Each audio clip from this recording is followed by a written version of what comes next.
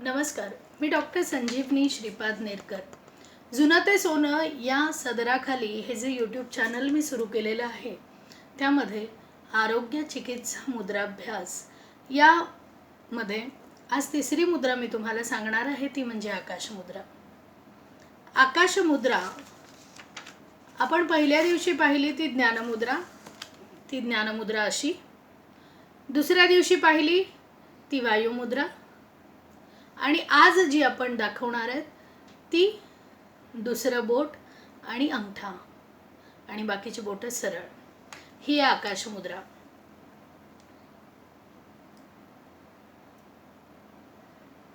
या पद्धतीची.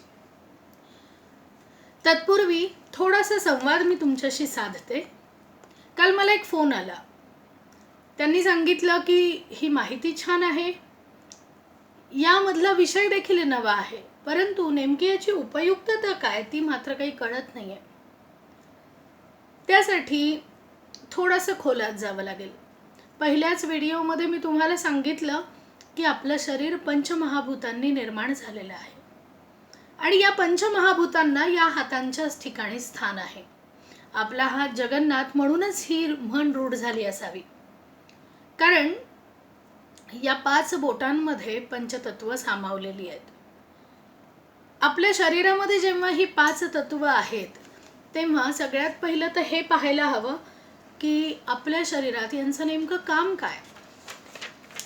आपलं शरीर जर पंचतत्वांनी बनलेलं आहे तर हे पंचतत्व शरीरात नेमके कुठे कुठे आहेत, ते काय काय काम करतात. पहिलं तत्व आहे अग्नितत्व. अग्नितत्वामुळे शरीरात गरमी निर्माण होते आणि साहजिकच यामुळे ऊर्जा निर्माण होते. आपल्या शरीरातील ऊर्जा म्हणजे तापमान हे मेंटेन करतं. शरीरातील ऊर्जेचं जर सगळ्यात केंद्रस्थान जर आपण पाहिलं तर ते म्हणजे मेंदू, आणि या मेंदूच्या सगळ्याच गतिविधींना संचालन करण्याचं काम जे काही आहे ते हे अग्नितत्व करतं. दुसरं म्हणजे उदरात 5 प्रकारचे अग्नी आहेत. पोट, लिव्हर, स्वादुपिंड, छोट्या आतड्याचा पहिला भाग म्हणजे पक्वाशय आणि तिल्ली, हे 5 मिळून भोजनाचे पाचन करतात, त्यामुळे ऊर्जा बनते. दुसरं तत्व आहे वायू तत्व. वायूचं कार्य आपल्याला माहिती आहे, प्रवाहित राहणे. शरीरामध्ये हा वायू प्रवाहित राहतो आणि त्यामुळेच शरीराच्या हालचाली होतात. शरीर जेव्हा उठतं, बसतं, चालतं, फिरतं, या सगळ्या गतिविधींना संचालित करण्याचं काम वायू तत्व करतं. आकाश तत्व हे तिसरं तत्व. आकाशाचा अर्थ काय तर मोकळेपणा, खुलेपणा, स्वच्छपणा, व्यापकता. ध्वनी हे आकाश तत्वापासून निर्मित होतं. आपलं बोलणं आणि ऐकणं या दोन्हीही क्रिया ध्वनी तत्वामुळे म्हणजे आकाश तत्वामुळे होतात. बोलण्याचा आणि ऐकण्याचा दोन्ही संबंध जो आहे तो कंठ आणि कान याच्याशी आहे.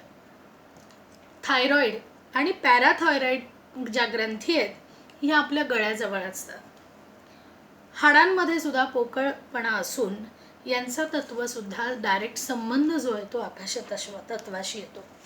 आपल्या सांध्यांमध्ये जी पोकळी असते ती सुद्धा आकाश तत्व असल्यामुळे आपली जी जॉईंट्स आहेत इकडे तिकडे होऊ शकतात. या मांसपेशींचं आकुंचन आणि प्रसरण देखील आकाश तत्वामुळे होतं. पुढचं जे तत्व आहे ते पृथ्वी तत्व. पृथ्वी तत्व काय करतं तर एक स्थिरता प्रदान करतं, स्थायित्व प्रदान करतं. आपल्या ठिकाणी असलेलं धैर्य, अनुशासन, आपल्यातली मजबूती, संतुलन, स्थिरता, आपल्यामध्ये असलेलं व्यक्तिमत्व, त्याचा विकसितपणा, या सगळ्याच क्षमता निर्माण करण्याची जी तत्वाची भूमिका असते ती पृथ्वी तत्व साकार करतं. पृथ्वी तत्वामुळेच आपल्या ठिकाणी मलविसर्जनाची क्रिया सुद्धा योग्य पद्धतीने होते. त्यानंतरचं जे तत्व आहे ते म्हणजे जलतत्व. आपल्या शरीराची जी एक कांती आहे, सतेजता आहे, सौंदर्य आहे, हे सगळं टिकवण्याचं काम जे करतं ते जलतत्व. मग डोळ्याची कोमलता असो, स्नायूंची मुलायमता असो, रक्ताची प्रणाली असो, पाचन प्रणाली असो, किंवा आपण असं म्हणू की केसांची चमक सुद्धा ही सुद्धा या जलतत्वावर अवलंबून आहे. या पंचतत्वांची ही कामं आहेत. परंतु एकदा आपण असा विचार करू की जर अग्नितत्व असंतुलित झालं म्हणजे वाढलं किंवा कमी झालं तर काय होऊ शकतं शरीरामध्ये. अग्नितत्व जर वाढलं तर शरीर कोरडं पडतं, म्हणजे शरीराची जी त्वचा आहे ती कोरडी पडते आणि त्यामुळे अनेक प्रकारचे रोग संभवतात, जसे शरीराला खाज सुटणं, एक्झिमा, पोटात उष्णता वाढते, त्याचमुळे छातीत जळजळ, आम्लपित्त आणि अगदी मूळव्याध, फिशर इथपर्यंत गोष्टी जातात.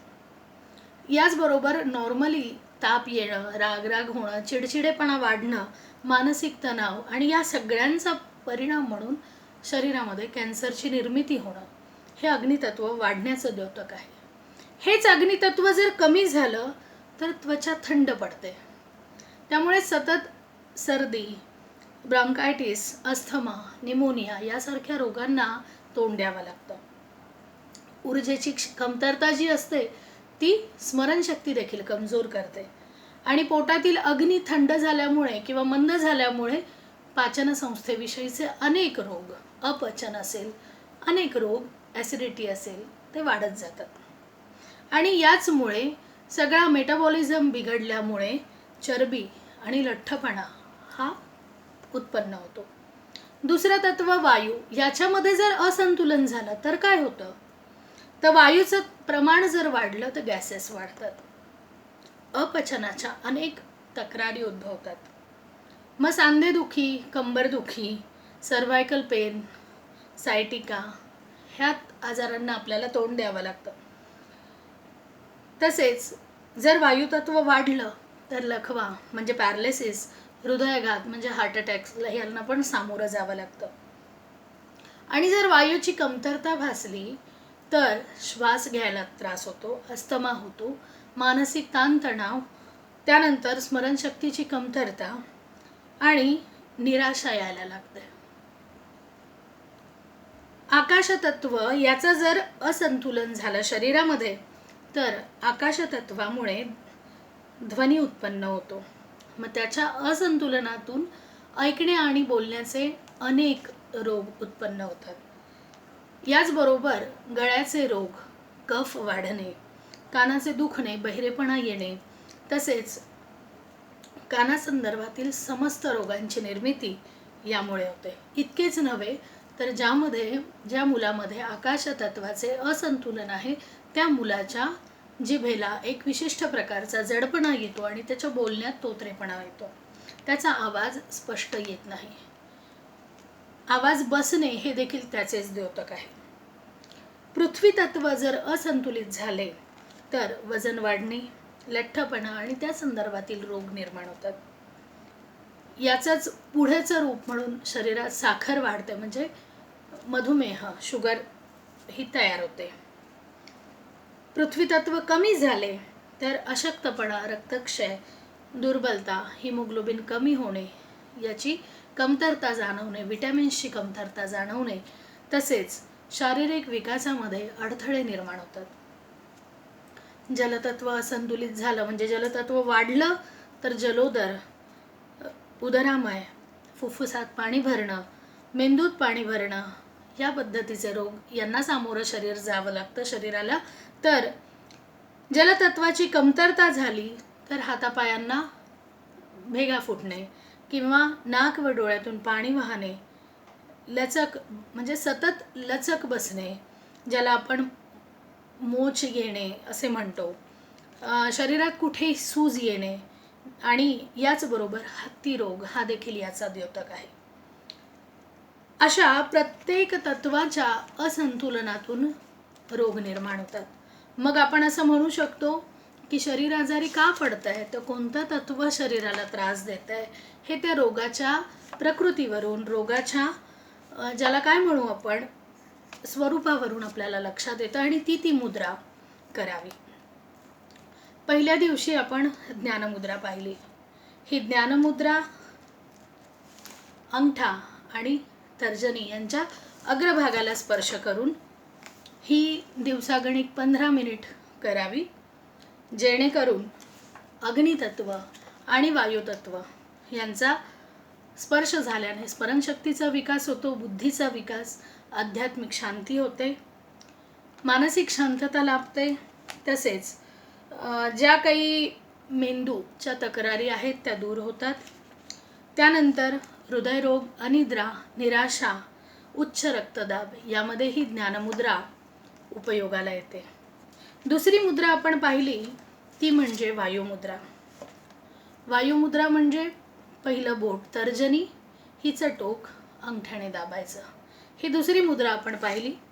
ही सर्व प्रकारचे वातरोग, सर्वायकल पेन, पार्किन्सन्स, कमरेचा त्रास, गुडघ्याचा त्रास, सांधेदुखी या प्रत्येक रोग्याला ही मुद्रा उपकारी आहे. फक्त या मुद्रेसोबत दिवसागणिक 3 लिटर पाणी पिणे आवश्यक आहे. उकळून पिले तर अतिशय चांगले रिझल्ट आपल्याला याचे मिळतात. तिसरी जी मुद्रा आहे ती आकाश मुद्रा. मी म्हटल्याप्रमाणे आपण ही केली वायुमुद्रा, ही ज्ञानमुद्रा. आता दुसरं जे बोट आहे मध्यमा, तिचं टोक आणि अंगठा हे घ्यायचं आहे, ही आकाश मुद्रा. मध्यमा व अंगठा या दोन्हीचे टोक हे जॉईंट्स करायचे आणि उरलेली बोटं सरळ ठेवायची. आपल्याला माहिती आहे, मी सांगितलंय मध्यमा हे आकाश तत्वाचं प्रतीक आहे आणि अंगठा हे अग्नी तत्वाचं प्रतीक आहे. यांचा जेव्हा स्पर्श एकमेकांना होतो तेव्हा आकाश तत्वाच्या विस्तार म्हणजे त्याचा विस्तृतता हा गुण आहे, व्यापकता हा गुण आहे, खुलेपणा, स्वच्छपणा, मोकळेपणा हा गुण आहे. मग यामुळे आपल्या मनातील रिकामेपण म्हणजे कधी कधी असं होतं की करमत नाही, उगीचाच एकटं वाटायला लागतं, उगीचंच भकास वाटायला लागतं, सगळं काही शून्य वाटायला लागतं. अशा वेळी ही मुद्रा डोळे बंद करून करावी. सुखासन, वज्रासन किंवा पद्मासन कोणत्याही आसनामध्ये ही मुद्रा कमीत कमी 20 मिनिट करावी. या मुद्रेमुळे कानाची ऐकण्याची शक्ती वाढते, बहिरेपणा येत असेल तर तो नक्कीच कमी होतो. याचबरोबर कानाचे अनेक रोग या मुद्रेने कमी होतात. कधी कधी कानातून पाणी वाहतं, कुणाच्या कानातून रक्त येतं, कुणाच्या कानाला मुंग्यामध्ये जाणवतात, अतिशय मल कानातून बाहेर पडतो किंवा साठून राहतो.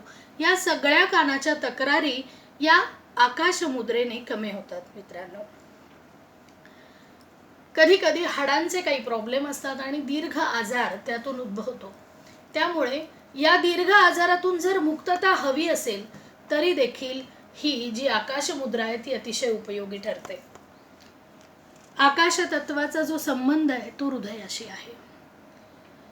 त्यामुळे या मुद्रेचा अधिक सराव केला तर हृदयरोगाशी संबंधित सगळ्याच तक्रारी दूर होतात. कॅल्शियमची कमतरता ज्यांना भासत असेल त्यांनी देखील ही मुद्रा करावी. मुख्य या मुद्रेचं आहे ते कफदोष दूर करण्यासाठी ही मुद्रा अतिशय उपयुक्त आहे. आपल्याला माहिती आहे, घेरी येणे, चक्कर येणे किंवा मिरगी म्हणजे ज्याला अचानक शरीर सुन्न पडतं, या अवस्थेमध्ये सुद्धा इतरांनी हे 2 बोट त्या व्यक्तीचे जॉईंट करून ठेवले तर त्यांना ही मुद्रा लाभदायी ठरते. अगदी काही वेळा अनेकांना जेवताना ठसका लागतो आणि हा ठसका इतका जोरात लागतो की त्यांना पुढचं जेवण करणं कठीण जातं. अशा वेळी अशा व्यक्तींनी डाव्या हाताने ही मुद्रा करून जेवण करावं, जेणेकरून त्यांचा तो लागणारा ठसका जो आहे तो कमी होईल. या मुद्रेत ध्यान जर केलं तर आंतरिक मनोशक्तीचा विकास होतो आणि जप आणि ज्ञान अभ्यास देखील या मुद्रेत केला तर आध्यात्मिक शांती प्राप्त होते. काही सांध्याचे रोग सुद्धा यामुळे दूर होतात. जी विकलांग मुलं आहेत, ज्यांना काही शारीरिक दृष्टीने व्यंग आहे, अशा मुलांनी जर ही मुद्रा केली तर बऱ्याच अंशी त्यांच्यातील विकलांगता ही दूर होते. सतत गळ्यात खराश येणे, खरखरणे आणि उगाचच कोरडा खोकला येणे या गोष्टीवर देखील ही मुद्रा अतिशय लाभदायी आहे. त्यामुळे ही मुद्रा करा. आज आपली तिसरी मुद्रा झाली ज्ञानमुद्रा, पहिली वायुमुद्रा, आणि आज घेतलेली आकाश मुद्रा, ह्या 3 मुद्रा करा. नक्कीच तुम्हाला तुमच्या रोगांवर, त्रासावर मुक्तता मिळेल, हे माझी खात्री आहे. कारण मी स्वतः या गोष्टीचा अभ्यास करते, मी स्वतः या गोष्टी करते आणि मग तुम्हाला सांगते. मित्रांनो, आज आपण ज्या जीवन पद्धतीत जगतोय, मला कधी कधी सांगायलाही म्हणजे आश्चर्य वाटतं की खरंच आपण असे कसे जगतो. म्हणजे मॉलमध्ये जाऊन चप्पल विकत घेतो काचेमध्ये झाकलेली आणि उघड्यावरचं अन्न खातो. त्यामुळे या जीवनशैलीमध्ये आपल्याला अनेक रोगांनी घेराव घातलेला आहे. त्यात अजून आपण औषधं इतकी घेतो, पदोपदी औषधांचा शरीरावर वापर करतो. त्यामुळे शरीर असंतुलिततेकडे वळत आहे, शरीराची अव्यवस्था होते आहे. त्यामुळेच हा विषय महत्त्वाचा आहे. विना औषध आणि नो साईड इफेक्ट आणि अतिशय लवकर त्वरित आराम या गोष्टीतून मिळणारी आहे ही मुद्रा चिकित्सा पद्धती. खरीच भारतीय संस्कृतीतील जुनी पण सोन्यासारखी गोष्ट आहे. त्यामुळे आपण अंगीकारूया, जेणेकरून पुढच्या पिढीला आपण काहीतरी चांगल्या गोष्टी देऊ शकू, ज्या गोष्टी शरीराला, मनाला, बुद्धीला, स्वास्थ्यासाठी आवश्यक आहेत. त्यामुळे या मुद्रा नक्कीच करा, याचा लाभ घ्या. आणि ही माहिती उपयुक्त वाटत असेल तर या चॅनलला, जुनं ते सोनं या चॅनलला लाईक करा, शेअर करा, सबस्क्राईब करा आणि स्वतःच्या शरीराची आरोग्यासाठी वाटचाल सुरू करा. आणि पुढच्या मुद्रेला घेऊन येईपर्यंत मी इथेच थांबते. धन्यवाद. आणि या चॅनलला सबस्क्राईब करायला मात्र विसरू नका, म्हणजे तुम्हाला पुढचा व्हिडिओ नक्कीच लवकर पाहायला मिळेल. धन्यवाद.